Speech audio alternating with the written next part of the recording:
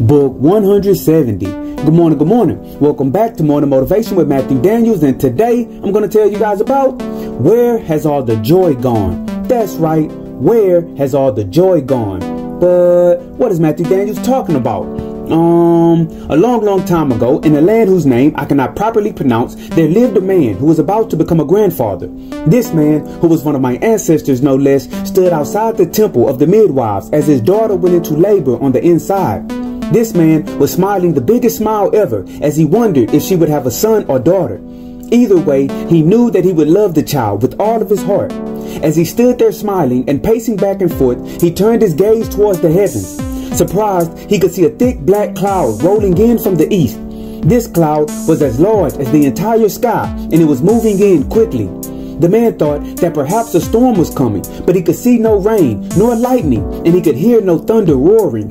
The dark cloud engulfed the entire sky, and when it did, the man's smile left his face, and he suddenly felt depressed and extremely sad. At that very moment, he could hear his new grandchild crying as they emerged from the womb. Confused and disheveled, he entered the temple to see the child, and he noticed his daughter and the midwives were all frowning as well. The usual sounds of congratulations were non-existent, and his daughter did not seem enthused to see her child. Realizing that something was wrong, the man shook his head to clear his mind, but he was overwhelmed with feelings of misery. "Oh no," he exclaimed, running from the temple and looking around. Everyone that he saw was hanging their heads low and sulking about, and no one seemed to be happy at all. Instinctively knowing that something was wrong, the man ran home quickly and grabbed his spell book from the shelf. After a brief search, he found the spell he needed, and he recited the words of power. In an instant, he was carried to the realm of Jaydana. "Jaydana," he called out, "Jaydana, why have you stopped producing joy for the earth? Everyone has become sad, and the sky has turned dark." The being Jaydana looked down at him and replied, "Since the beginning of time, I have created joy for the earth, and I have worked without ceasing dispensing it. But this joy that I have given has come from within me, and now I am joyless, and I wish I were dead. So I have no more joy left to give to the earth. I am sorry, but it is time for me to die."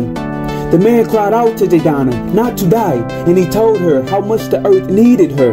And to help her with her struggles, the man beseeched the gods to intervene. When he did, Jaydana saw that someone cared about her, and this realization gave her a small amount of joy. So the man quickly returned to the earth and told all humanity to cry out to the gods that Jaydana might live.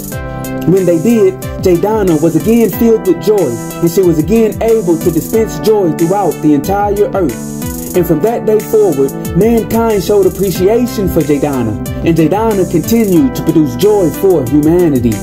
And so, the morning motivation of today is, where has all the joy gone? Many of us are like the being called Jaydana. We spend so much of our time taking care of the needs of others that we never take time to care for ourselves.